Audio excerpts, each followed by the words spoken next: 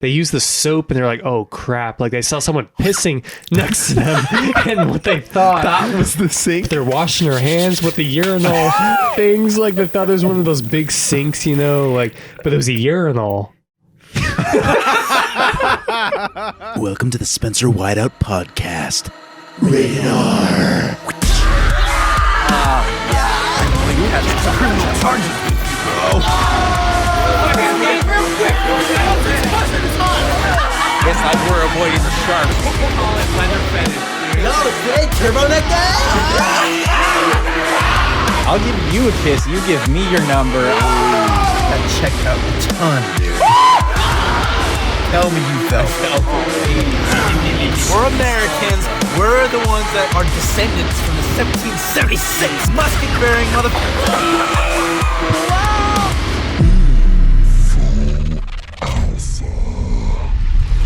Welcome back to the Spencer Whiteout podcast. This is episode number 15. In this episode, we discuss adventures in China, a firework firefight, and the urinal sink. Let's dive in.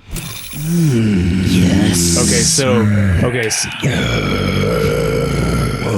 I was gonna say, speaking of Cajun, those What chicken is the sandwiches were story? so good last night. Oh, yeah, dude. Jeff has a story about being in a transportation place in China. oh yeah, so I did calling all skaters like Spencer said.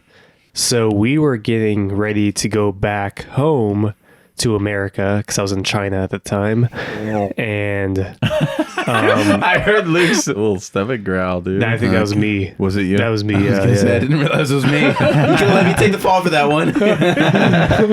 Anyways, like we were at the airport.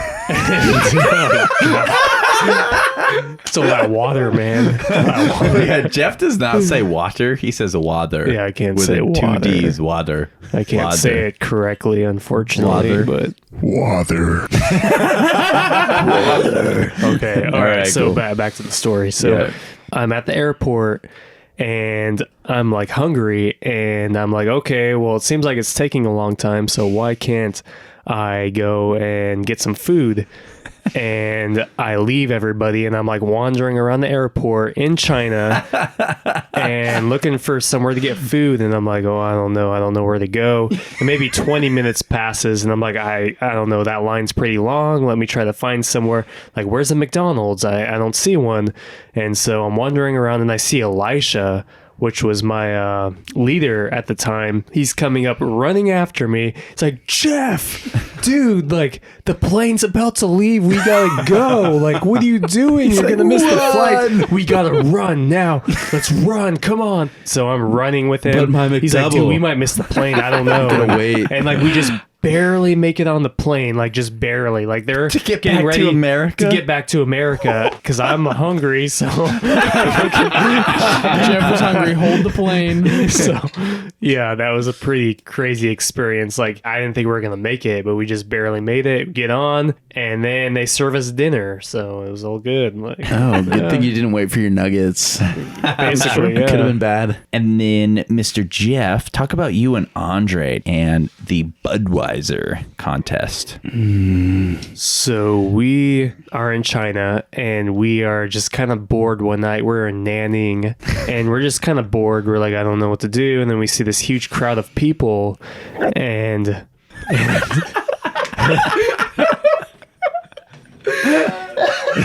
it's the beer, I think. Okay. Dang it, dude. I gotta start over again. I gotta go to the bathroom, and I keep prolonging this. Okay, hold on. Let's go. Okay, I got this. Okay. So me and Andre are in China, and we see this large group of people, and we're like, what the heck is going on? So we walk over, and it's a Budweiser drinking contest, and all these Chinese people are like maybe 500. I don't know. It was a large group of people. So we walk over, and then Andre's like, dude, I wonder if we can maybe preach the gospel on stage. Like, I'm like, I don't know. Like, that might be dangerous. I don't know if that's a good idea. He's like, let's go over to the stage.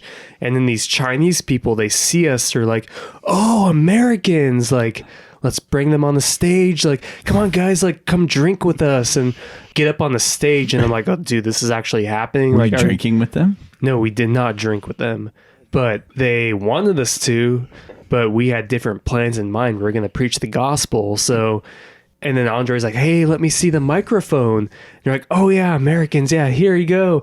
Give him the microphone. He starts preaching like and stuff. And then he hands me the microphone and I start preaching. But Chinese, Chinese? No, just an American, but some Chinese people were saying, F you, excuse you. Yeah, they're getting could pissed you off. understand and then them? we saw police in the back. Oh my I'm like, goodness. dude, like, and then they took the microphone away from us pretty quickly.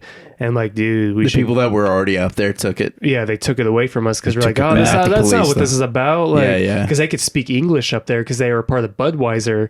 This was a drinking contest. This was like good against evil. Pretty This was much, like, yeah. we're preaching the gospel. You guys are trying to indoctrinate all those fools trying to guzzle alcohol and stuff. Yeah, yeah, Even though so- I'm doing exactly that right now. I mean, at the time, like, we're like, okay. And then we just kind of walk off and get away. I'm like, dude, like, you think we're going to escape? He's like, yeah, let's just say we walked away and got away just fine. So no problems.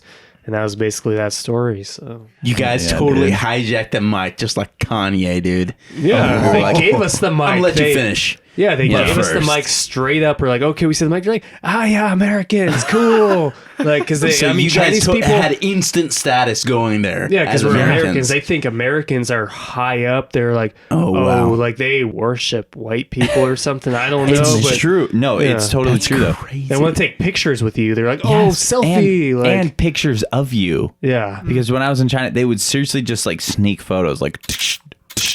Yep. Yeah, so Jeff, it's funny that you're talking about the whole 500 people Budweiser contest preaching the gospel, because I actually had something similar happen while I was in China. This one, Sanhuaban skateboards that our friend JP started, super sick. That skateboard company had a booth at this Chinese New Year's festival in this giant football stadium size arena. And it was like some sort of EDM festival or something. And so there were tons of different booths set up and just a bunch of different artists playing their music.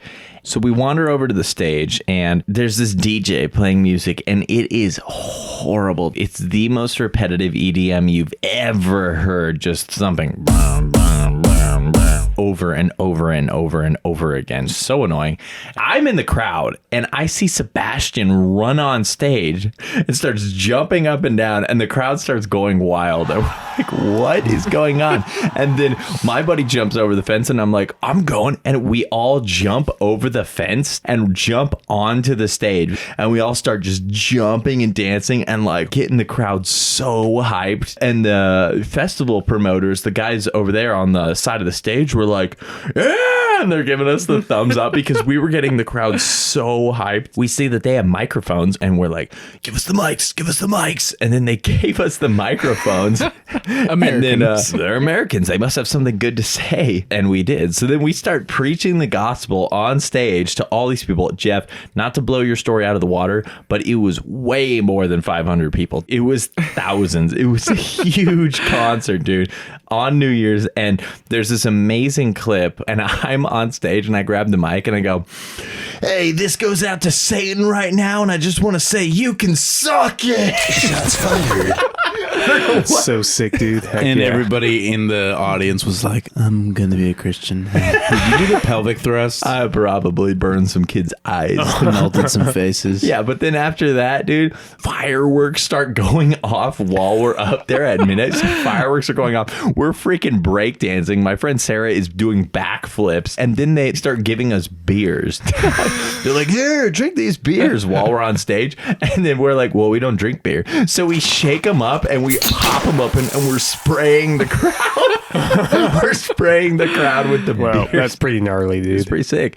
And you all can see this in this video, the Calling All Skaters video that I'll put in the description. Suck it. That's how Suck you it, preach, Satan. man. Yeah.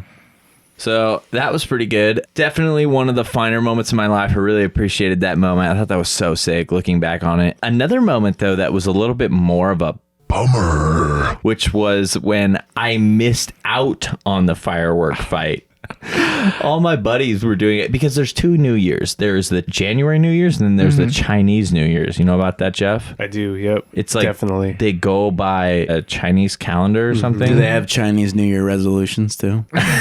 That's a good question. People are like, Chinese New Year, Chinese New Me.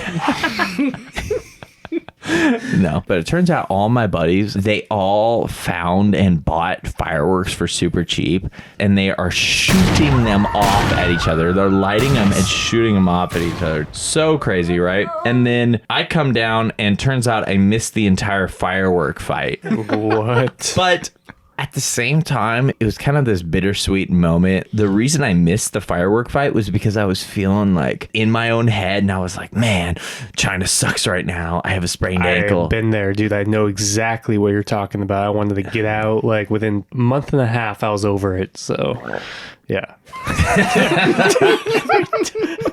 Your stomach, Jeff. But yeah. Anyways, You feel the weight of being a total outsider. And then on top of that, I think at this moment in the trip, I was feeling like a little bit misunderstood by the rest of the team, or I wasn't getting along, or there were just all these things that I was thinking about and worrying about. And so that brings me back to the reason I missed the firework fight is I was deep in the fields. I was kind of bumming, and I ended up going on top of this 25-story building, and half of it wasn't even completed yet. But I go up onto the roof. It was the tallest building in Nanning, and Chinese New Year, I'm sitting there, I'm listening to Dashboard Confessional, dude, and I'm looking out, and all across the city there are fireworks going off, and it was like one of the most magical and melancholy moments of my life because I was so bummed. I was so burnt out. My ankle was messed up. I couldn't skate while I was in China, and I just was feeling so depressed. And I'm looking out literally on top of the world. I'm 25 stories up, and there's fireworks just going off everywhere every minute. So it was like a really strange, just incredible life moment that I guess only happens once in a lifetime, you know? damn. You're super emo, dude. Jeff, you said you could relate a little bit. I mean, yeah, just based on the culture shock, like not knowing anything. I would say like within probably a month of being there, I was so over it to where I actually started having panic attacks when I was there, and I wanted to leave. Like, and I remember one of the people on our team, like he was a leader, he actually got kicked off, and I'm like, oh, I want to go with him so bad. Like, what can I do to get kicked off? Like, I want to go home. Like, please, like, I want to get out of here. I was depressed. Because I used to be a Satanist before I came to God, and I was wanting to go back into that almost because I was so messed up. Like, is that too far? Whoa. I don't know, dude. Too true. You're like, I started like sacrificing just to feel something. I mean, I was just getting I'm just mentally playing. like messed up, like every day, like having gnarly like panic attacks. I just wanted to go home, and like I don't know. It's a long like, time in a foreign culture, huh? It's 3 months. It's like you're living. that's You're a long living time. there. Like Yeah. you. It's a have quarter of a moved. year. Yeah, full immersion. Well, I'm glad you got out of there okay, bro. Same with you, man. It's the same you, dude. deal, dude. We both had a hard time, I would say. So Well, talk about the time you actually did get shot, Kyler. That was a time. So there is a pretty popular shooting range, and my intoxicated cousin decided it was time to shoot a bowling pin with a shotgun. Okay. See, now a bowling pin, it is wood, but it is laminated in like a pretty thick layer of plastic. Yeah, but before that, intoxicating cousin with a Yes. shotgun. Yes. He takes the shot with some buckshot. Bowling pin does not budge an inch. Just takes the full blast and just ricochets right back at us. He and I are both scattered with buckshot. What? We have buckshot embedded in our chests. We hit the ground, scream a little because we're little bitches. What, you never been shot before in the chest? yeah. Walk it off. it's a normal thing, man. Come on. Yeah, it's just And buckshot. all in all, it was a good time. You have scars? I do. I don't think I'll be able to see it unless you shave. Correct. What